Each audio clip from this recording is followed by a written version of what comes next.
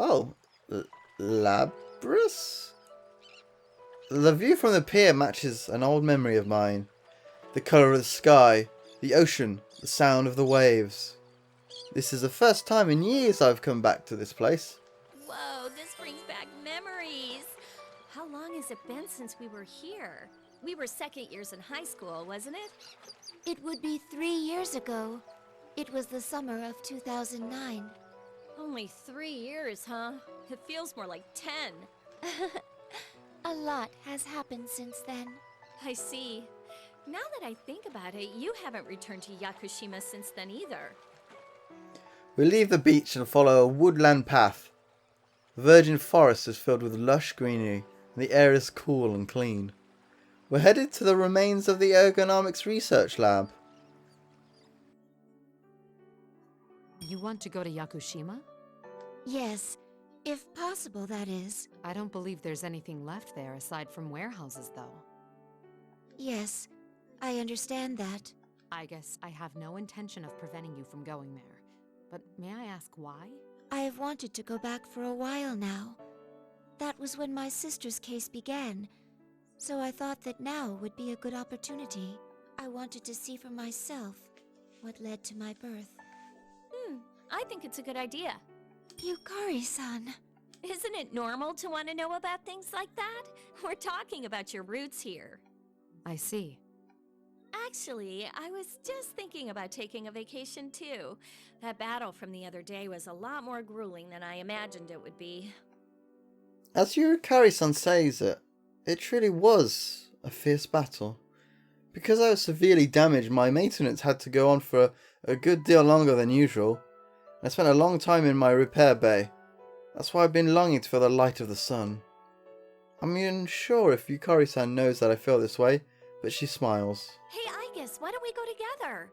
And it'd be nice if we could stay at your summer house, like we went to before, Mitsuru-senpai. Though Mitsuru-san smiles knowingly, she readily agreed to our request. The last time we lived together was back when we were roommates during our 3rd year of high school. You're right. That brings back memories. I told you to stop being so overly polite because it made you stick out in class. And yet, you never did.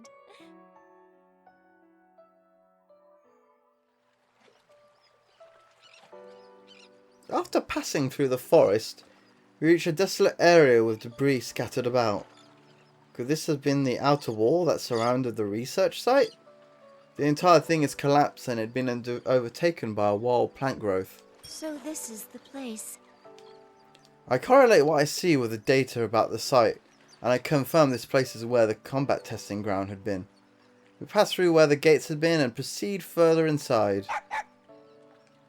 We walk through the facility for a while and an old white dog runs up to us and barks. I feel as if the dog isn't barking at us to warn us or frighten us away, but is more welcoming us, greeting us. A dog? I tried to match the dog to the data regarding Yakushima, cross-referencing appearances, attempting to match vocal recordings. Snowy? Huh? Do you know this dog? No, not as such.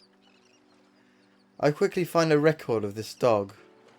There's no doubt that this dog is Snowy, the same animal that my sister made friends with. He's still okay after all these years. He appears to be the dog my sister became attached to in the past. It seems he can tell that I'm like her. Huh? Snowy wags his tail and comes over to happily nuzzle me. He appears to be welcoming though, even though we'd never actually met before. I can't communicate clearly with him the way I can with Koromaru-san. Still, his actions are easy enough to understand. I crouch down and gently pet him. It would appear that this place, and what happened here, are part of my own roots after all. What do you mean? In the past, I thought that my ability to communicate with animals was just something that I could do. It didn't seem like the people at the lab had deciphered dog language, and even then, I doubted that such an ability was necessary for a weapon. I had thought it mysterious that I was capable of doing so, but it seems that my sister can do the same thing. Huh. So are you saying that you inherited that function from Labrys? It's not really a function, per se. I stop petting Snowy and stand up before taking a sweeping look around the area. Piles of debris, both large and small, are scattered about. The early summer sun shines down upon us. It's probably something that was slowly nurtured among the 5th generation units that were housed here. Behavioral traits, like having interest in things besides missions, get passed on. And then, interest in animals. And then, the ability to communicate. I see. After a long line of inherited system feedback, my sister gained that ability, and I, in turn, gained it from her. The reason I have a special rapport with dogs, out of all animals, is most likely because of that process. Wow, that's pretty deep. If it goes that far, then you're right. It's not just some function that you were intended to have. It's more like a wish. Yes. I crouch down once more and pet Snowy again for a while. After that, I begin clearing away the mossy rubble that had been left unattended for so long. Snowy happily runs around the area that had been cleared off the rubble. That had been cleared of the rubble. Still, for the ones before Labrys who had hearts or wishes, it might be a bit sad that this place is left like this. Just as Yukari-san says, the carelessly scattered rumble under this clear, beautiful sky only emphasizes the loneliness of this place. Snow barks once and runs through a small hole in a passage blocked by debris, then barks again as if motioning us to follow him. We see a shimmering yellow-green light shining through the hole he had passed through. Huh? What's that? I move aside more debris to make a large hole, enough for one person to pass through. What we find on the other side is...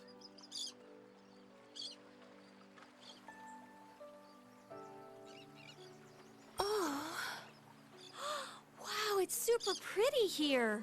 What is this place? There's a tall, cylindrical structure that looks like a greenhouse that reaches high above us. Seems this area was once indoors, but the ceilings have long since collapsed and this structure stands directly under the blue sky. The clear cylinders had literally acted as a greenhouse, allowing the area inside to grow lush green grass, trees and vibrant flowers. Even birds and butterflies flit about inside. This place is something like a paradise out of a children's book. But these are the remains of the anti-shock chambers where Labrys and the other units of a model had undergone battle tests. There are many plants here that only grow far to the south of this latitude. This building's windows seem to have coincidentally formed a greenhouse.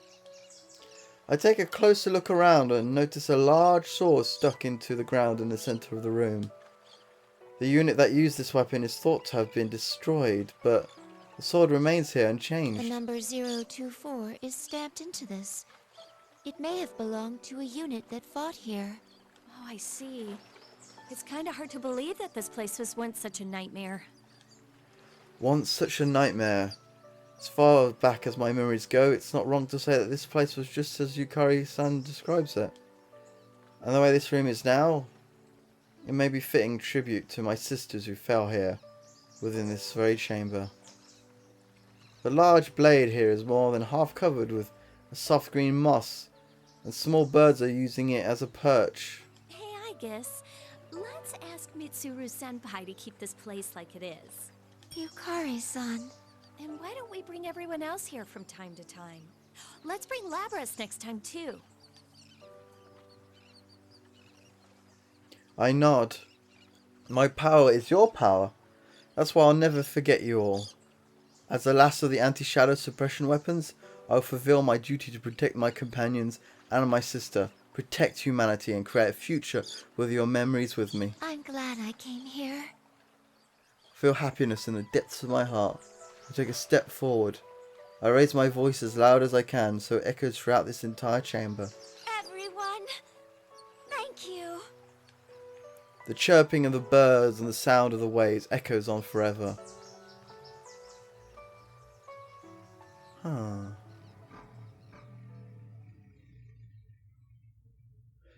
There is one thing I could mention about that, and there was a Persona 3 mobile game, and there's a really loud motorbike.